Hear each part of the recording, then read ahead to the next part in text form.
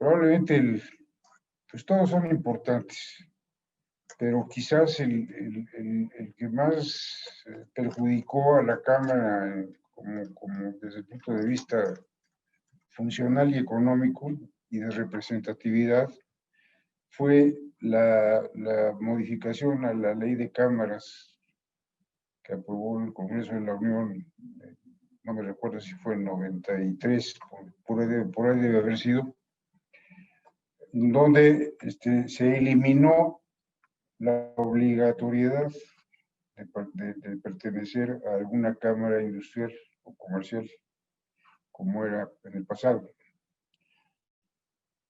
Entonces, esto provocó pues, que ya no tuviéramos el mismo número de socios que habíamos tenido anteriormente. Antes de esto llegamos a tener alrededor de 1,300 empresas afiliadas a la Cámara de Consultoría, y a partir de esta disposición se redujo drásticamente.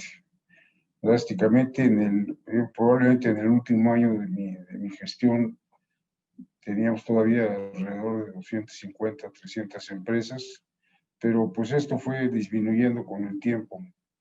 Y desde luego, pues con todas las consecuencias que trajo de tipo económico, en primer lugar financiero para la Cámara, pero sobre todo el tema de representatividad.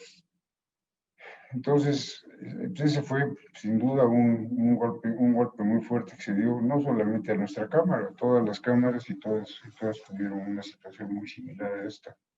El segundo evento que tuvimos que capotear en esta gestión fue la entrada en vigor de la Ley de Adquisiciones y Obras Públicas, donde las leyes, eran todavía dos leyes, la Ley de Obras Públicas y la Ley de Adquisiciones. A nosotros nos encasillaron en la Ley de Obra Pública, y no así en la Ley de Adquisiciones, no obstante, el tipo de servicio que prestamos se encaja perfectamente en la Ley de Adquisiciones. Nos mandaron a la Ley de Obra Pública, y la Ley de Obra Pública, como ya he sabido desde siempre, pues da una serie de disposiciones, una serie de disposiciones que van encaminadas hacia los constructores, hacia las empresas de construcción. Y a nosotros pues, nos dedicaban siempre un capítulo muy limitado.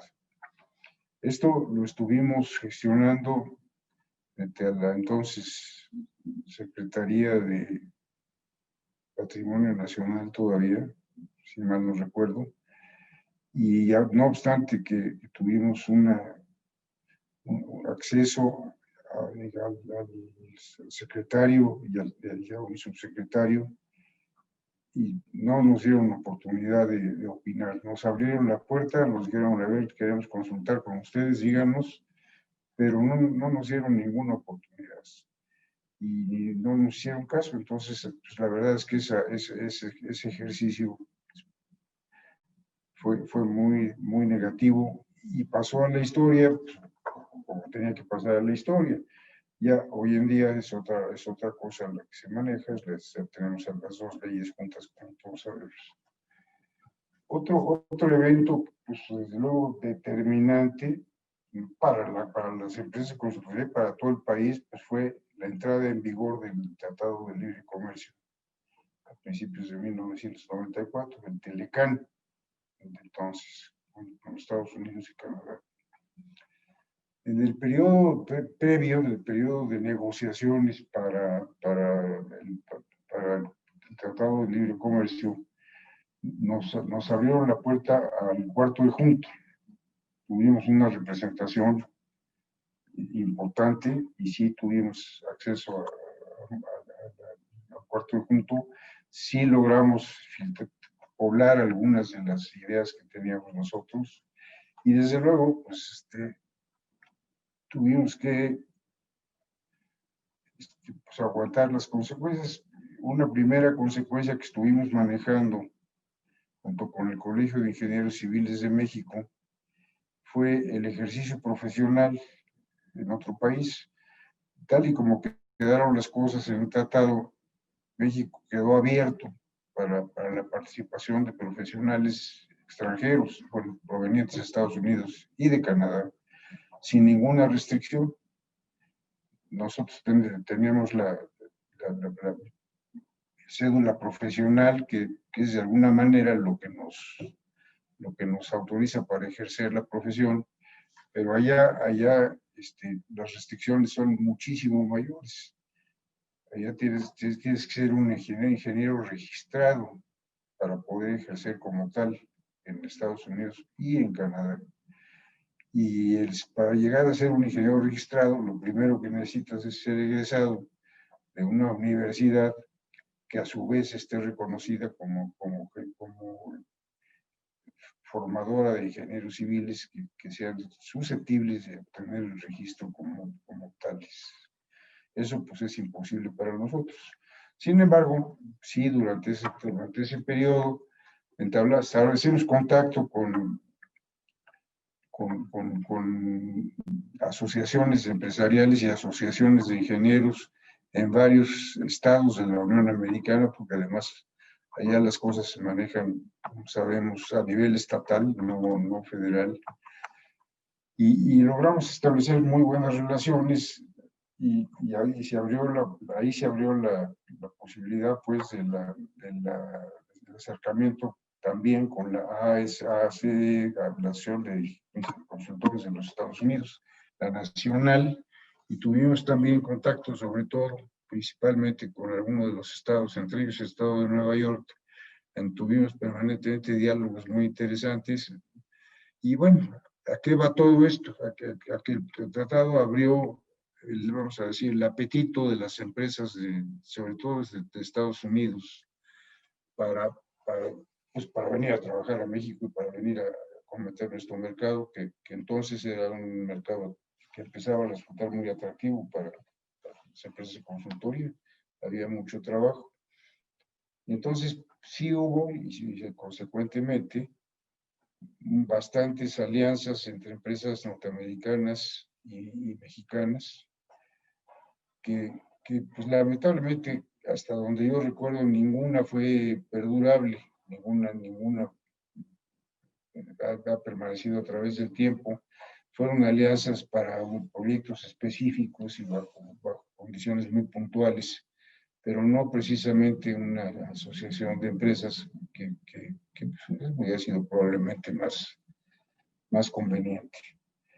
Y desde luego, bueno, pues la consecuencia fue que sí empezamos a tener una competencia desleal de empresas norteamericanas y canadienses, aquí inclusive en contratos en el sector público, notablemente en Petróleos Mexicanos, en la Comisión Federal de Electricidad, y en un poco menor escala probablemente también en la Secretaría de Comunicaciones y Transportes.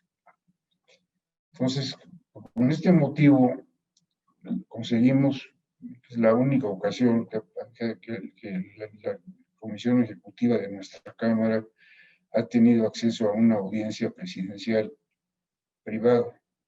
Estuvimos en 1994, a principios de 94, estuvimos con el licenciado Salinas de Gortari, y para tratar este punto fundamentalmente, para pedirle que nos concedieran un campo parejo para actuar, porque entre las cámaras, unas mexicanas y las cámaras y las empresas mexicanas y empresas de Estados Unidos, un piso parejo.